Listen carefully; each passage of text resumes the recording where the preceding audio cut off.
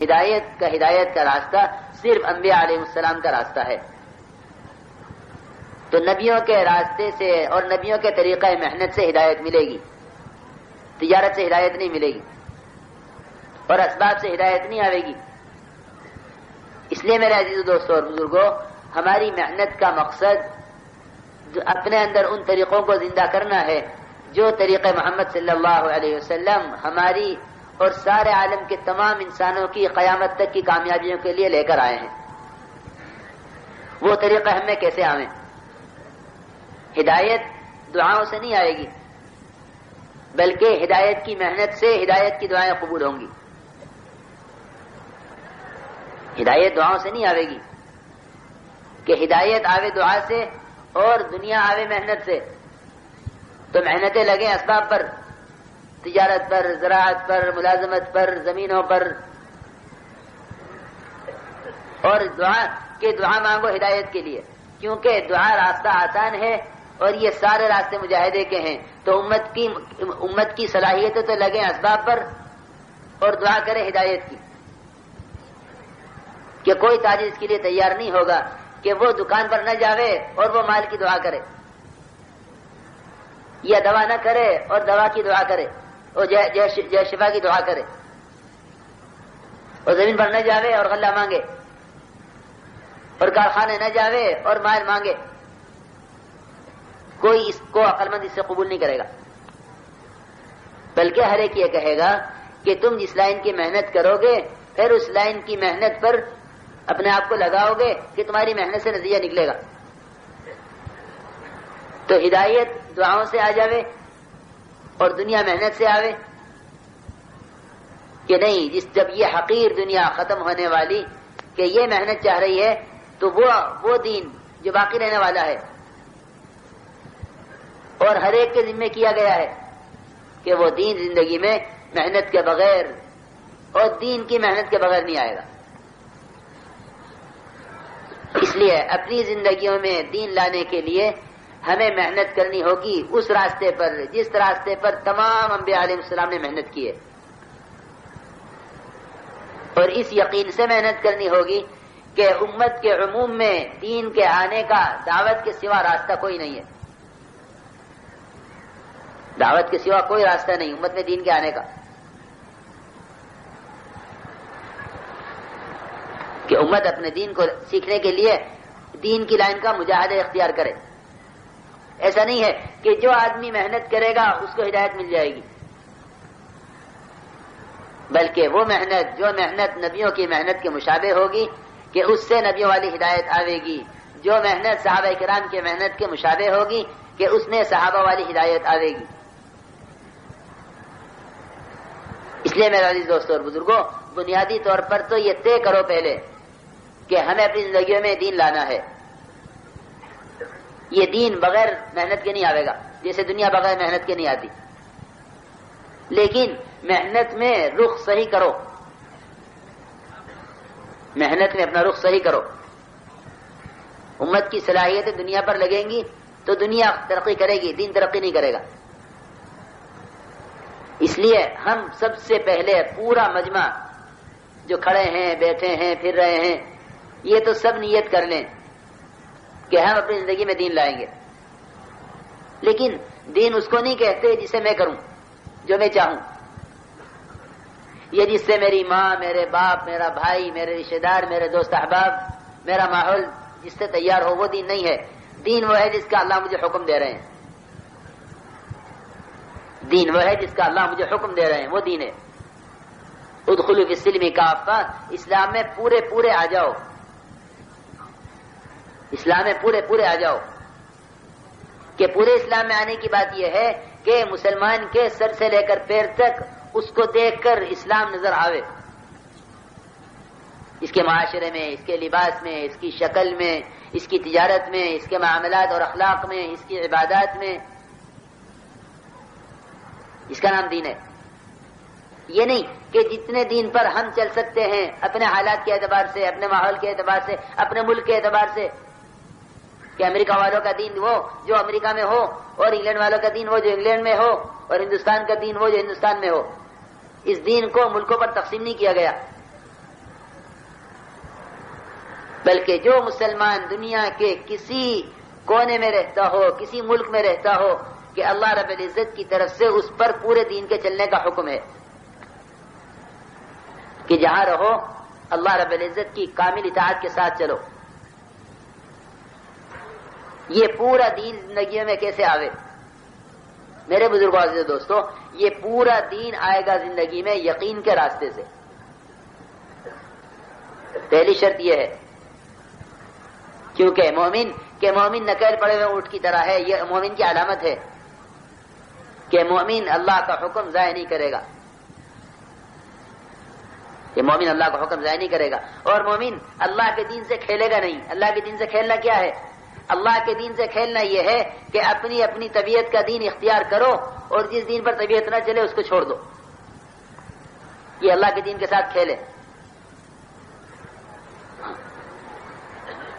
کہ یہ اللہ کے دین کے ساتھ کھیل ہے کہ جتنے دین پر چلنے میں طبیعت لگے اتنا دین اختیار کرو، اور جو دین مجاہدے کا ہے اس کو چھوڑ دو، سہولت کا دین لے لو۔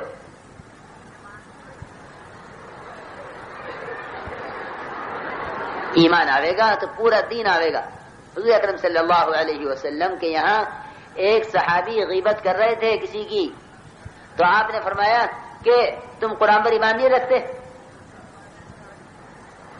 کہ رسول اللہ قرآن پر تو ایمان لائے ہیں، قرآن تو ہماری کتاب ہے، اس پر تو ایمان لانا شرط ہے۔ آمنت باللہ و ملائکتہ و کتبہ، کہ جس طرح اللہ پر ایمان لایا ہوں کہ اس طرح اللہ کی کتاب پر بھی ایمان لایا ہوں۔ فرمایا کہ جب تم اللہ کی کتاب پر ایمان لائے ہو تو غیبت کیوں کر رہے ہو؟ غیبت کو تو قرآن نے حرام کہا ہے۔ تو آپ نے فرمایا کہ تم قرآن کے ساتھ کھیل رہے ہو، کہ تم قرآن کے ساتھ کھیل رہے ہو۔ اتحزؤ بالقرآن، کیا تم قرآن کے ساتھ کھیل رہے ہو؟ انہوں نے کہا نہیں یا رسول اللہ، میں قرآن پر ایمان لایا ہوں۔ تو آپ نے فرمایا کہ جو شخص قرآن کے حرام کو حلال سمجھ رہا ہے وہ قرآن پر ایمان نہیں لایا۔ تو ایک قرآن کا حرام ایک نہیں ہے کہ جس چیز کو قرآن نے حرام کہا ہے وہ قرآن میں حرام ہے، جس چیز کو قرآن نے حلال کہا ہے وہ قرآن کا حلال ہے۔ اپنے آپ کو پورے دین پر چلنے کا مکلف بناؤ، تب دیندار کہلاؤ گے، تب دیندار کہلاؤ گے جب پورے دین پر چلنے کا مکلف بناؤ گے، کہ پورا دین آئے گا زندگی میں یقین کے راستے سے، کہ مومن کی علامت ہے کہ مومن اللہ کی اطاعت، کہ مومن کے لیے اللہ کی اطاعت کے سوا کوئی راستہ نہیں ہے، ورنہ یہ ممکن ہی نہیں ہے کہ ایک آدمی ایمان رکھتا ہو اور نماز چھوڑ دے، اور ایمان رکھے جھوٹ بول لے، کیونکہ جھوٹ تو نفاق کی علامت ہے۔ پھر آخر وہ کون سا ایمان ہے کہ جس ایمان کے ہوتے ہوئے یہ سارے گناہ ہو رہے ہیں، سود بھی ہے، جھوٹ بھی ہے، غیبت بھی ہے، بہتان بھی ہے، رشوتیں بھی ہیں، اور جو کہ دین کے احکامات بھی زندہ نہیں ہو رہے ہیں، نماز بھی قضا ہو رہی ہے مومن کی، کہ کیسے ہو رہا ہے یہ کون سا ایمان ہے؟ یوں کہیں کہ یہ ایمان دعوے کا ہے، حقیقت کا نہیں ہے، کہ دعوے کا ایمان ہے۔ کہ دعوے کا ایمان امت میں کب پیدا ہوتا ہے؟ کہ دعوے کا ایمان جب پیدا ہوتا ہے جب ایمان کی دعوت ختم ہو جاتی ہے۔ ایمان ختم ہوئی کہ اب ایمان کا دعویٰ رہ جائے گا، کیوں؟ اس لیے کہ دعوت کا خاصہ تو ہے یقین کا پیدا کرنا۔ جب امت ایمان کی دعوت پر آئے گی تو اللہ رب العزت ایمان کی حقیقت اندر اتاریں گے۔ یہ فرماتے تھے ماسٹر رحمۃ اللہ علیہ کہ دعوت دینے کا مقصد ہی یقین کا بدلنا ہے۔ یہ دعوت دینے کا مقصد یہ ہے کہ جتنے محتاج ہم ایمان کے ہیں اتنے ہی محتاج ہم ایمان کی دعوت کے ہیں۔ یہ دعوت کا خاصہ ہے یقین کا پیدا کرنا۔ جس چیز کو اپنے اندر پیدا کرنا چاہتے ہو اس کی دعوت دوسروں کو دو، تو اللہ رب العزت وہ چیز دعوت دینے والوں کے اندر دوسروں سے پہلے پیدا کر دیں گے۔ یہ جو کہتا ہے بھیا ہر ایک کے لیے کیا ضروری ہے یہ کام کرنا، یہ فرض کفایہ ہے کہ نہیں؟ فرض عین ہے، کیونکہ ایمان فرض عین ہے، اس لیے اس ایمان کو بنانا بھی فرض عین ہے۔ یہ خیال غلط ہے کہ یہ کام فرض کفایہ ہے، کہ نہیں، بالکل خدا کی قسم فرض عین ہے، اس لیے کہ ایمان فرض عین ہے، ایمان سیکھنا فرض ہے مومن کے لیے، مومن کے لیے ایمان سیکھنا فرض ہے اور فرض عین ہے۔ جس طرح نماز فرض عین ہے اس طرح نماز کا سیکھنا بھی فرض عین ہے، جس طرح ایمان فرض عین ہے ایمان کا سیکھنا بھی فرض عین ہے۔ جنہوں نے اس محنت کو فرض کفایہ سمجھا وہ ناواقف ہے اس کام سے، ان میں ایمان کے بنانے کا فکر نہیں پیدا ہوا کہ ایمان کی دعوت کی ضرورت اس لیے ہے تاکہ ایمان کی دعوت سے ترقی کرے۔ صحابہ کرام ایمان کی دعوت ایک دوسرے کو دیا کرتے تھے، مشرکین کو ایمان کی دعوت نہیں دیتے تھے، ایمان کی دعوت دیتے تھے ایمان والوں کو کہ آؤ بیٹھو تھوڑی دیر ایمان لے آویں۔ یہ جو روزانہ کی محنت ہے مسجد کی، اس مسجد کی آبادی کی محنت سے یہ چاہا جا رہا کہ ہر طبقے کے لوگوں کو ان کے ماحول سے نکال کر مسجد کے اندر ایمان کے حلقوں میں جوڑو، کہ ایمان کے حلقوں میں جنت کی، دوزخ کی، قبر کی، حشر کی، ملائکہ کی، اللہ کی قدرت کی، اس کی عظمت کی، اس کی بڑائی کی یہ باتیں ہوں، تاکہ اللہ کے غیبی نظام کا یقین آوے اس کے تذکروں سے اور ظاہر کا یقین ٹوٹے اس کے تذکروں کو چھوڑ کر، کہ باطل نہیں مرتا یہ تو اس کے تذکرے نہ چھوڑے جائیں، کہ باطل ہے کیا، کہ باطل کسے کہیں کہ جو کچھ اللہ کے ذکر کے سوا ہے سب باطل ہے، سب باطل ہے جو اللہ کے ذکر کے سوا ہے، کہ وہ اتنی غفلت پیدا کرے گا اللہ کا غیر کہ وہ اللہ کے حکموں پر چلنے میں رکاوٹ بنے گا۔ اس لیے میرے بزرگ عزیز دوستو، سب سے پہلا بنیادی کام جو ہم سب کا ہے وہ یہ ہے کہ ہم وہ یقین سیکھیں جو یقین ہمیں اللہ کے حکموں پر ڈال دے، اللہ کی اطاعت پر چلاوے اور اعمال اس ایمان سے اندر کا تقاضا بنے۔ پہلا کام اس کے لیے یہ ہے کہ ہم اپنے یقینوں کو درست کرنے کے لیے دوسروں کو ایمان کی دعوت دیں گے، یہ ہمارا پہلا کام ہے۔ بلکہ حضرت فرماتے تھے مولانا صاحب رحمۃ اللہ علیہ کہ اگر میں اس کام کا کوئی نام رکھتا تو تحریک ایمان اس کا نام رکھتا، کہ اپنے ایمان کو حرکت دینے کے لیے، اپنے ایمان کے اندر قوت پیدا کرنے کے لیے دوسروں کو ایمان کی دعوت۔ ایمان کی دعوت میں کیا ہے کہ ایمان کی دعوت میں اللہ کی قدرت کا، اللہ کی بڑائی کا، کہ اللہ کی قدرت کا تعارف کرانا ہے، اس کی بڑائی کو بیان کرنا ہے تاکہ اس کی قدرت کا یقین دل میں اترے اور اس کی بڑائی دل میں اتر کر اس کے غیر کی بڑائی دل سے نکلے، یہ مقصد ہے۔ تو سب سے پہلے اپنے آپ کو ایمان کی دعوت کا خود محتاج بناؤ، کہ دعوت تو خود داعی کی اپنی ذات کے لیے ہے۔ یہ تو غلط فہمی پیدا ہو گئی مسلمانوں میں کہ دعوت غیروں کے لیے ہے، تو جماعت جاوے تو لوگ کہیں لو مسلمان، کہ لو بھائی مسلمان کو دعوت دینے آئے، کہ جاؤ غیروں کو دعوت دو، کہ ایمان کی دعوت ایمان والوں کے لیے، یا ایھا الذین آمنوا آمنوا، ایمان والو ایمان لاؤ، اور اسلام کی دعوت غیروں کے لیے، اسلموا تسلموا، اسلام لے آؤ محفوظ ہو جاؤ گے۔ تو بنیادی بات ہے یہ، ابتدائی چیز ہے یہ کہ ہم ایمان کی دعوت کو اپنے لیے سمجھیں کہ ایمان کی دعوت یہ ہے۔ اس طرح ہم اپنے یقینوں کو بدلنے کے لیے روزانہ مسجد کو وقت دیں گے، مسجد میں، تعلیم کے حلقوں میں اور دعوت کے حلقوں میں، ایمان کے حلقوں میں، اس میں بیٹھ کر ایمان سیکھو۔ یہ صحابہ کی سنت ہے جو امت سے ختم ہو گئی، امت سے ختم ہو گئی ہے کہ ایمان سیکھنے مسجد میں چلو، بلکہ یہ بات پیدا ہو گئی کہ مسجد میں نماز کے علاوہ کوئی کام ہی نہیں ہے۔ حالانکہ صحابہ کرام کہ وہ آندھی چلے تو مسجد، اور کو فاقہ آ جائے تو مسجد، اور بیماری آوے تو مسجد، ہر مسئلے کا حل مسجد تھا۔ اب صرف مسجد کا عمل نماز رہ گیا، وہ بھی نمازیوں کے لیے، کہ نہیں، بلکہ ہم نماز کے علاوہ مسجد کو وقت دیں ایمان کے حلقوں میں ایمان سیکھنے کے لیے،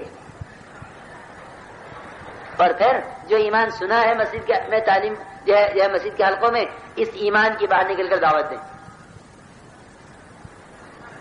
کیونکہ ہم دعوت دیں گے اور ایمان کی مجلسوں میں ایمان سیکھیں گے اور رو رو کر اللہ تعالیٰ سے ایمان کی حقیقت کو مانگیں گے. اس سے اندر کیونکہ اندر ایمان اندر آئے گا، کیونکہ اللہ کا وعدہ ہے من یرید العلم والایمان یؤتہ اللہ. یوں آتا ہے روایت میں کہ جو علم اور ایمان چاہیں گے ہم انہیں ضرور دیں گے. اللہ تعالیٰ وعدہ کرتے ہیں من یرید العلم والایمان یؤتہ اللہ کہ جو علم اور ایمان چاہیں گے کہ اللہ انہیں علم اور ایمان سے نوازیں گے. اس لیے میرے بزرگوں، دوستوں، عزیزوں، پہلا کام یہ ہے کہ ہم ایمان کی دعوت کا اپنا آپ کو محتاج بنائیں کہ ہاں ہم ایمان کی دعوت دیں گے. کرنے والی ذات اللہ کی ہے، خوب اللہ کا تعارف کراؤ. سارے نبیوں کی مشترکہ محنت ہے اللہ کی ذات کا تعارف کرانا. ہر نبی اللہ کا تعارف کرانے کے لیے آیا ہے. ہر نبی، تمام انبیاء علیہ السلام کا مشترک کلمہ ہے لا الہ الا اللہ. اور یہی کلمہ جناب رسول اللہ صلی اللہ علیہ وسلم کو دیا گیا کہ یہ میرا کلمہ ہے اور مجھ سے پہلے تمام نبیوں کا یہی کلمہ ہے. اللہ تعالیٰ فرماتے ہیں کہ جو نبی ہم نے بھیجا اس کو ہم نے کلمے کی وحی کی ہے. ما ارسلنا من قبلک من رسول الا نوحی الیہ انہ لا الہ الا انا فاعبدون. تو جو کام نبیوں میں منتقل ہوتا آ رہا تھا کہ وہ کام امت کے ذمہ آ گیا. کہ جو صحابہ کا پہلا کام تھا وہ امت کا پہلا کام کہ یقین کا سیکھنا اللہ رب العزت کی وحدانیت، اس کی بڑائی اور اس کی عظمت اور اس کی کبریائی اور اس کی وحدانیت، اس کی یکتائی، اس کی دعوت دو. ورنہ جب اللہ کی وحدانیت کی دعوت نہیں دی جائے گی تو ایمان والوں میں دوسرے خدا پیدا ہوں گے کہ اللہ کی وحدانیت کو بیان کرنے سے اللہ کی وحدانیت باقی رہے گی. ورنہ اندر دوسرے معبود پیدا ہوں گے. اس لیے میرے دوستو، عزیزو، بزرگوں، ہم سب سے پہلے یہ طے کریں کہ ہمیں روزانہ ایمان سیکھنا ہے. ایمان سیکھا جاتا ہے. یہ ایمان کوئی خیالی چیز نہیں ہے. ایمان کوئی خیالی چیز نہیں ہے، بلکہ ایمان کی مجلسوں میں سیکھا جاتا ہے. امت کے اندر اس بات کا یعنی رواج ڈالو، شعور پیدا کرو کہ ہاں ہمیں ایمان سیکھنا ہے. تو روزانہ طے کرو کہ ہمیں مسجد کو وقت دینا ہے ایمان سیکھنے کے لیے، اور اس ایمان کی دعوت دو ہر ایک کو، اور رو رو کر اللہ تعالیٰ سے پھر ایمان کی حقیقت کو مانگو. اللہم انی اسألک ایمانا یباشر قلبی کہ مسنون دعائیں بھی ایمان کی ہیں جس میں ایمان کو مانگا جا رہا اللہ سے. اور حکم ہے اس کا کہ ایمان ایسے لاؤ جیسے ایمان صحابہ کرام لائے ہیں. تو ایمان صحابہ تو نمونہ ہے. ایسے ایمان لاؤ جیسے ایمان صحابہ لائے. ہمیں بھی اس کا حکم ہے. قیامت تک انسانوں کو حکم ہے کہ ایمان لاؤ جیسے ایمان صحابہ کرام لائے. کہ وہ ایمان کیسے آئے گا؟ کہ وہ ایمان ان کے طریقے سے آئے گا. کہ جب یہ ایمان آئے گا تو پھر اطاعت اندر آئے گی، کہ پھر اندر اطاعت پیدا ہوگی. وہ اطاعت اللہ کو راضی کرے گی. اللہ کی رضا سے حالات ٹھیک ہوں گے. دنیا آخرت کی نجات اس میں ہے.